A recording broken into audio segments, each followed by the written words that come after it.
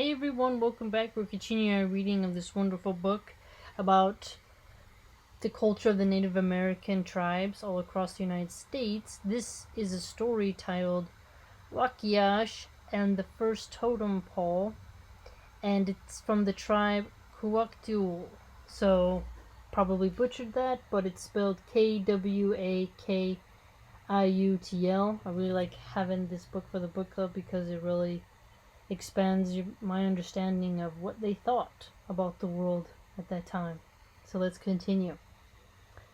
The totem poles of the Northwest Coast tribes were actually family crests rather than religious icons, denoting the owner's legendary descent from an animal such as the bear, raven, wolf, salmon, or killer whale.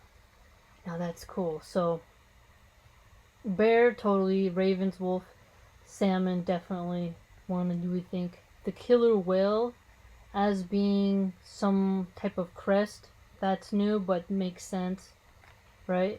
Coming into a village, a stranger would first look for a house with a totem pole of his own clan animal. Oh, that is so cool. I didn't know that. So the function of the totem poles, at least in the Northwest Coast area, was a family crest. So if you have the bear, the raven, the wolf, you'd go around, you'd look, and you'd see. That's awesome. Its owner was sure to receive him as a friend and offer him food and shelter. That's really cool.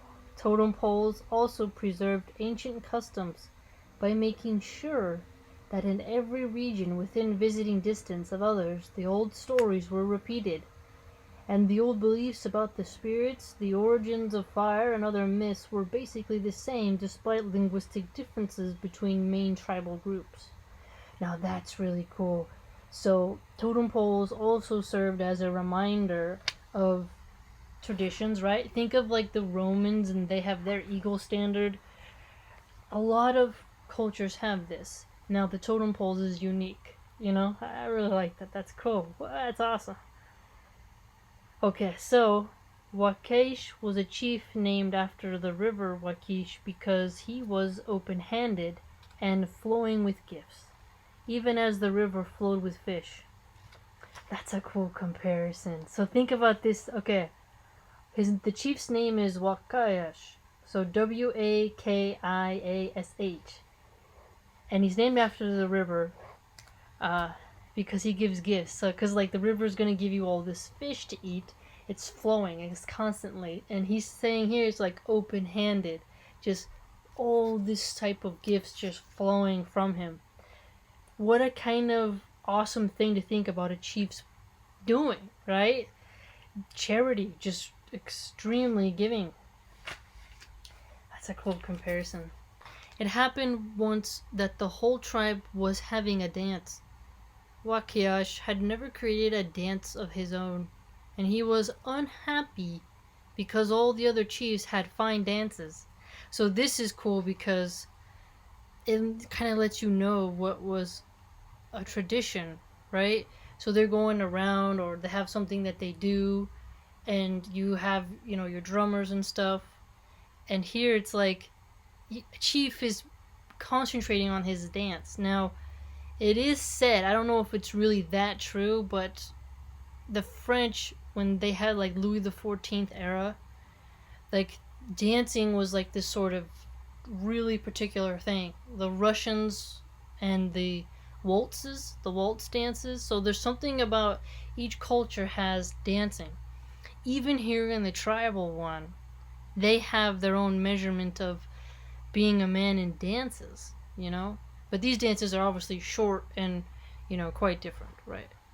So he thought, I will go up into the mountains to fast, and perhaps a dance will come to me.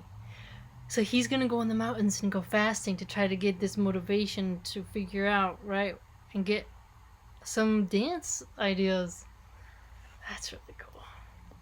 Wakiash made himself ready and went to the mountains, where he stayed fasting and bathing for 4 days. Early in the morning of the 4th day, he grew so weary that he lay upon his back and fell asleep. Then he felt something on his chest and woke to see a little green frog. Oh, ew! I'd be like, God, right. Oh, I couldn't handle that, right, fam? What would you do if a frog jumped on your chest? Lie still, the frog said, because you are on the back of a raven who is going to fly you and me around the world. Then you can see what you want and take it. What? What's that? Say what? That would freak me out. So he's like, you just sleep in and you wake up and there's a frog there and he's like, don't move. You're on the back of a raven. We're going around the world. Whatever you see, you can take. And it's like, what?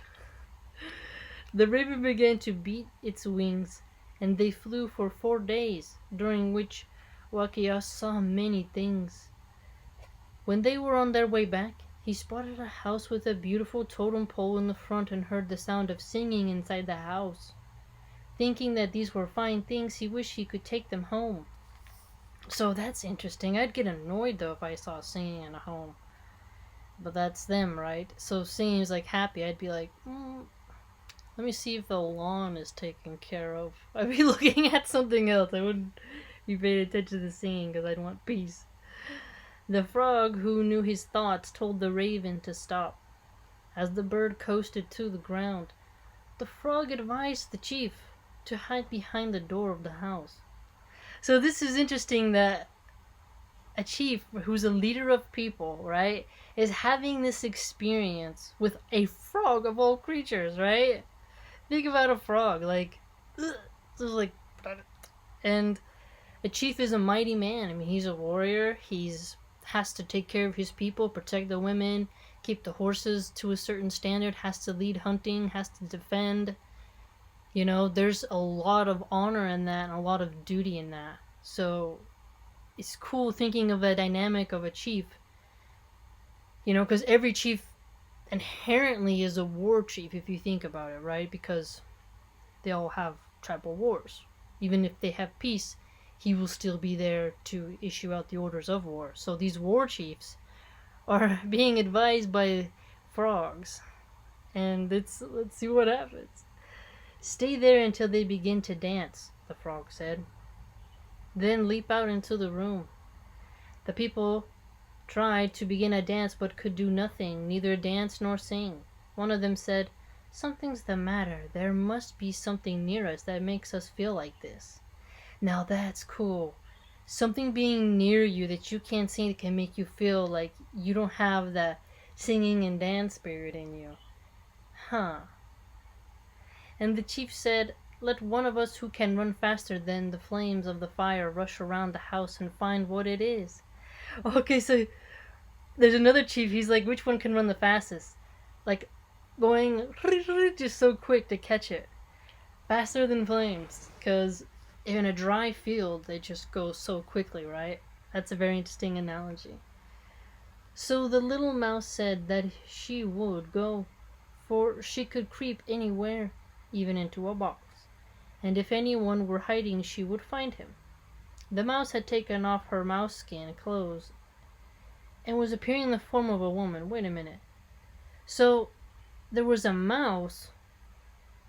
Okay, so shapeshift? What? Indeed, all the people in the house were animals who looked like humans because they had taken off their animal skin clothes to dance. Oh, okay, so in Native American lore, they can shapeshift. So these animal skins they're wearing, they go back and forth depending on whether they're wearing that garment or not. So one of them can be turned into a mouse apparently, and that's the fastest because there's not an obstacle that can prevent it. I would have thought of a deer or something, or an antelope, or I don't know, just a dog or a coyote. But I guess it depends on the mouse how fast it is. We'll pause it right here for this one. We'll continue it.